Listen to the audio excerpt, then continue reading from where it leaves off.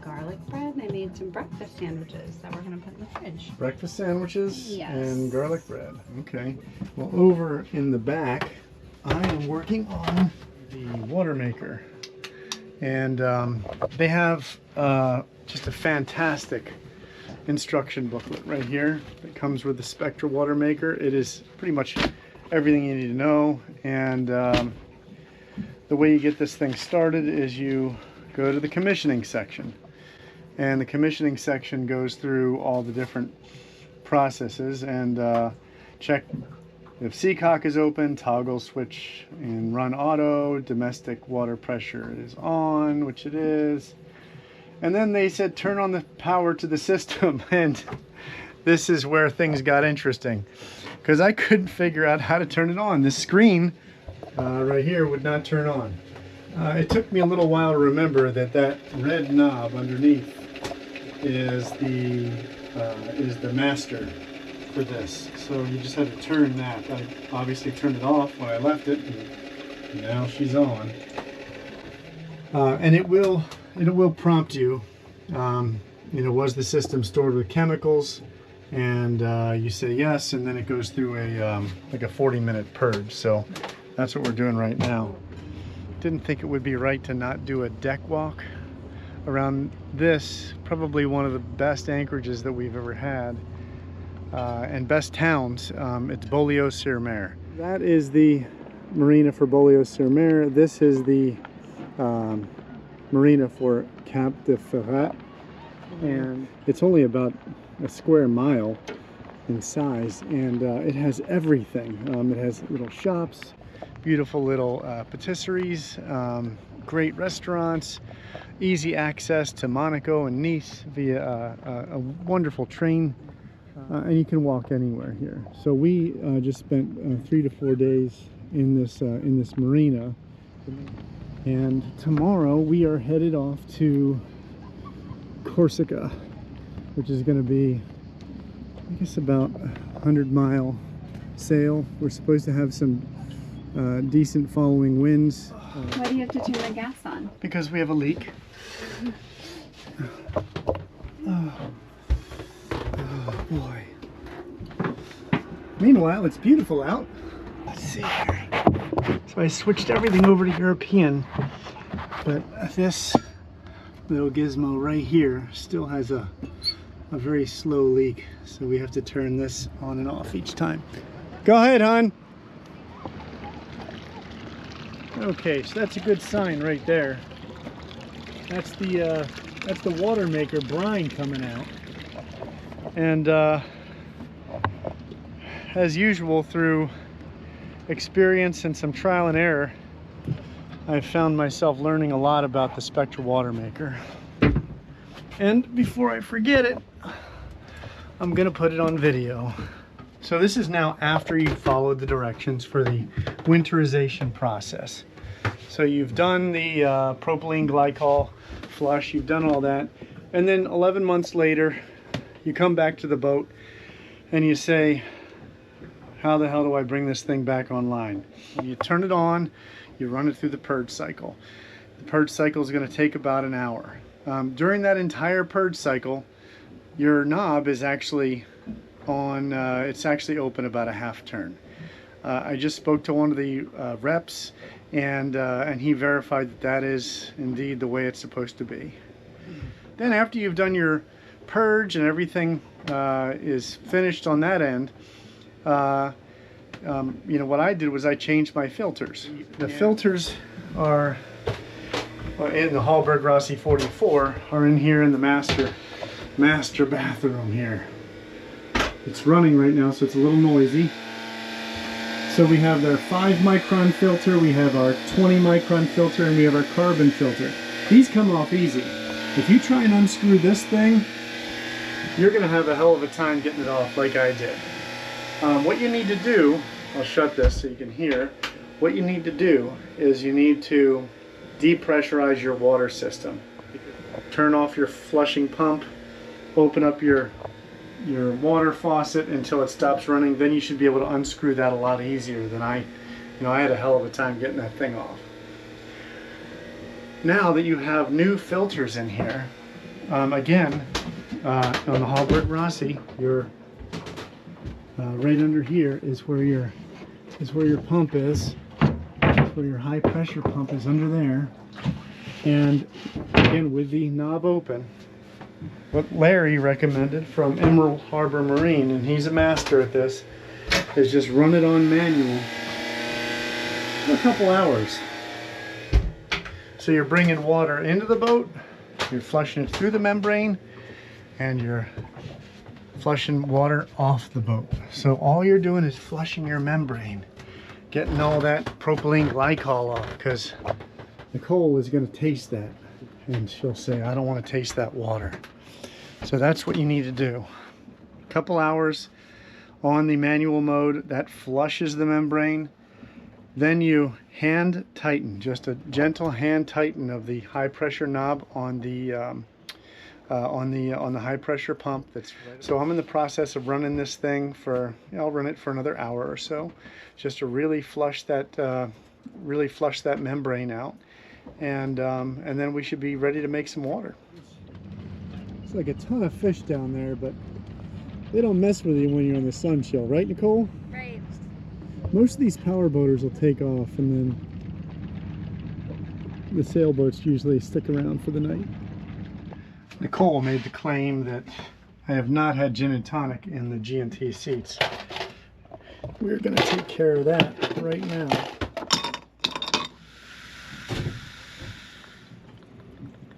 Okay, do have conditioner. Cheers. Ah, that's good. Oh, look at this dude.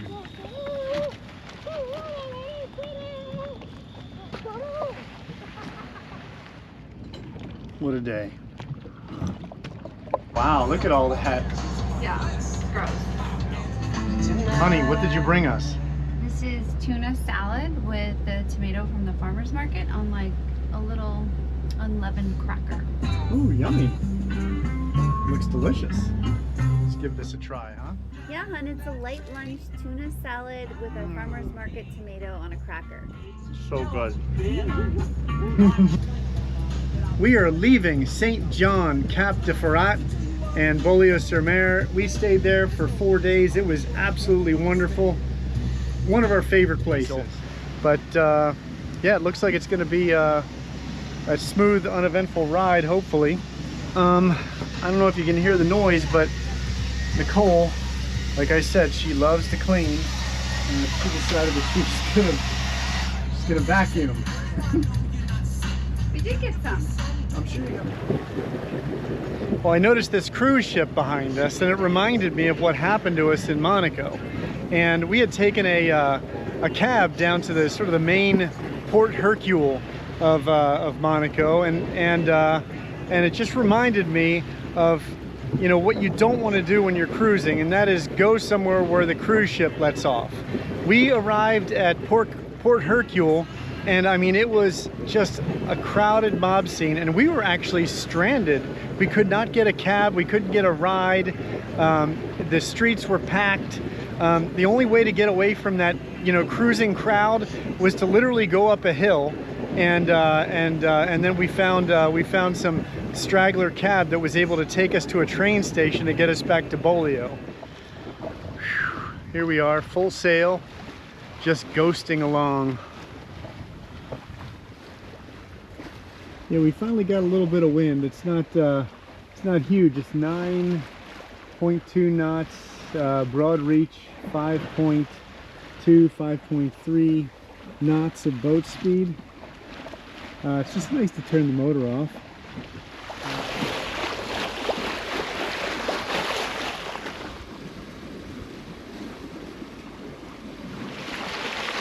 I will always love this sound.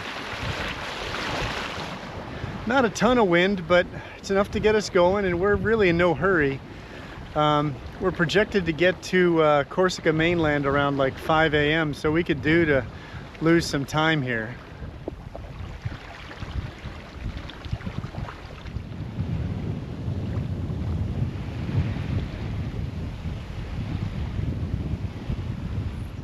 Okay, so how do you feel right now? What's your what's your feeling about the sail across the Mediterranean to Corsica compared to your last one? Well, I can still see land, so I still feel fine. Okay. But I do get freaked out when you're walking around not holding on to things. This is really nice. This is a really nice sail right now. This is the sort of thing that is, it's not exciting, but it's super relaxing. I mean, you can lay down and just fall asleep to the sound of the waves. Ooh, look what we have here. Nicole has made a delicious masterpiece. French beef, toasted buns, tomato, cheese, pickles. Mine has onion. Coke Zero. Oh, I don't even know where to start. Here we go. Let's give this a shot. Oh my gosh. How is it? It's amazing.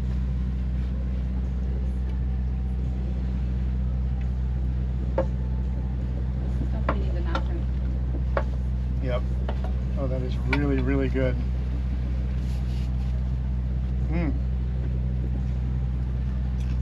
There's nothing like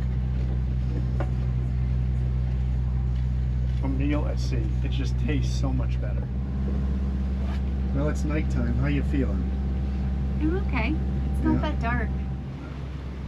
There you go. Now the deck light is on.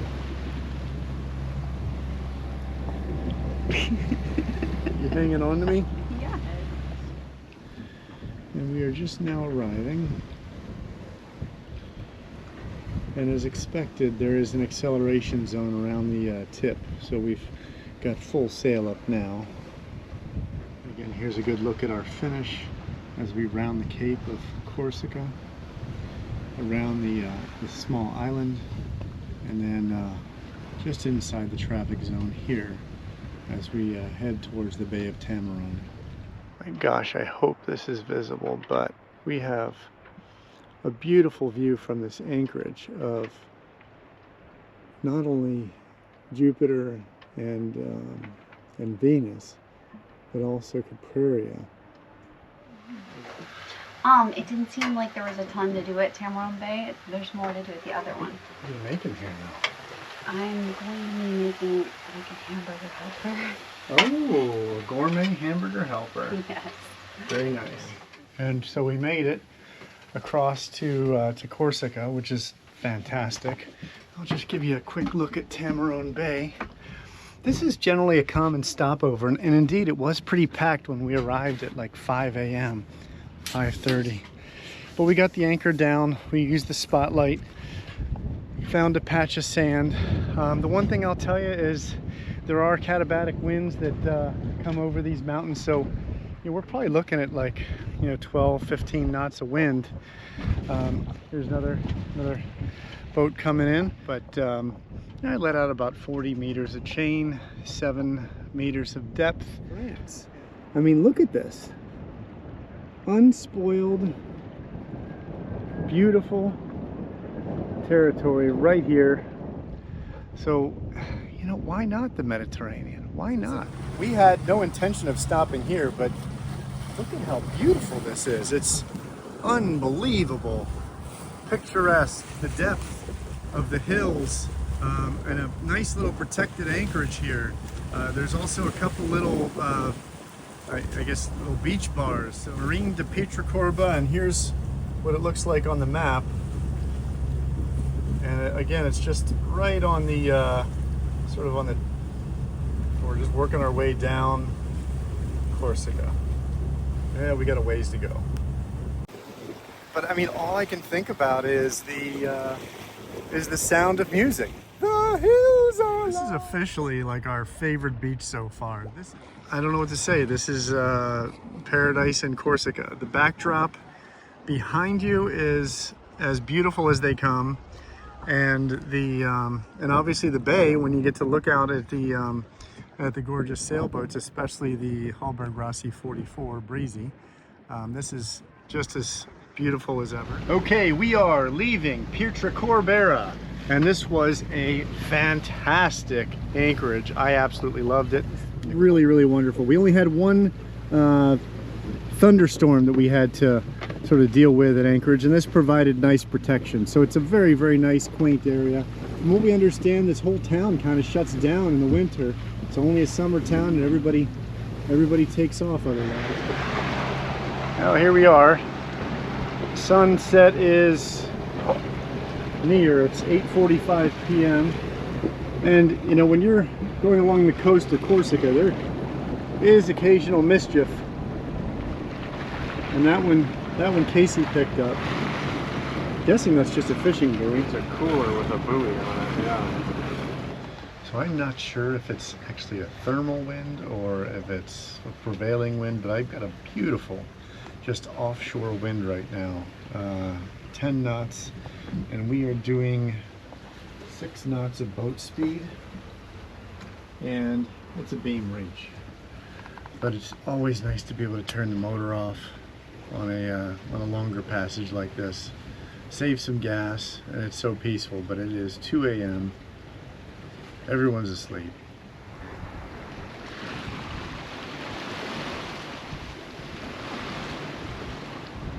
Oh, good morning.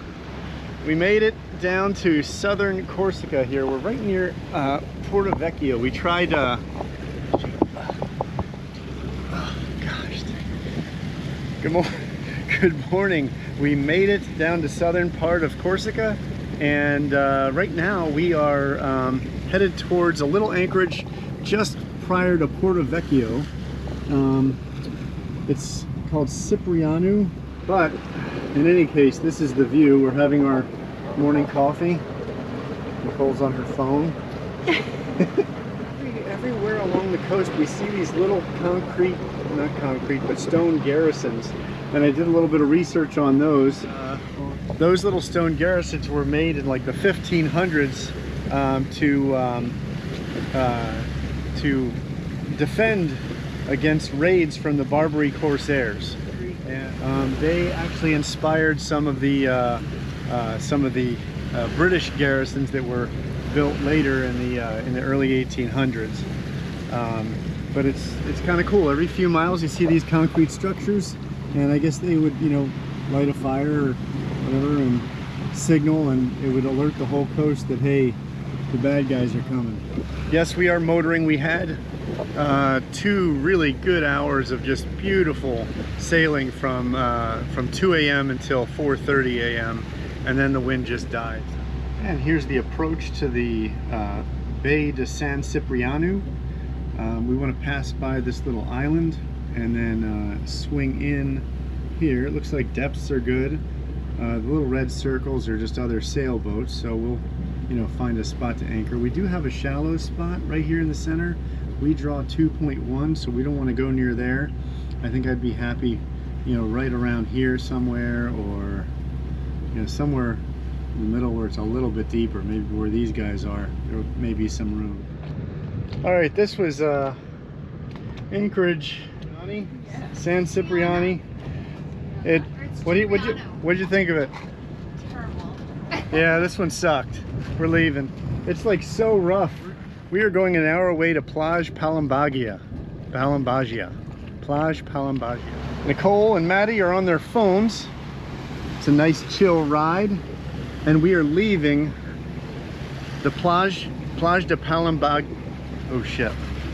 Plage de Palombaggia. And I gotta tell you, this place was fantastic. Very crowded though. Definitely not a protected anchorage. But you know what's cool is they had a nice spot for you to just anchor your dinghy. You just take it up close to the beach where they keep their boats. You anchor your dinghy, and you can walk right up on the beach, go to the restaurants, enjoy yourself, and then the water is crystal clear and just absolutely fantastic to just lounge in.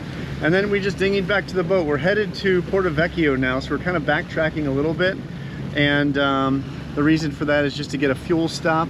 Next stop though is going to be Sardinia, which you can actually see in the distance. It's not very far, and we'll be checking another country off our list. What did you think of Palombaggia? Oh, it was beautiful.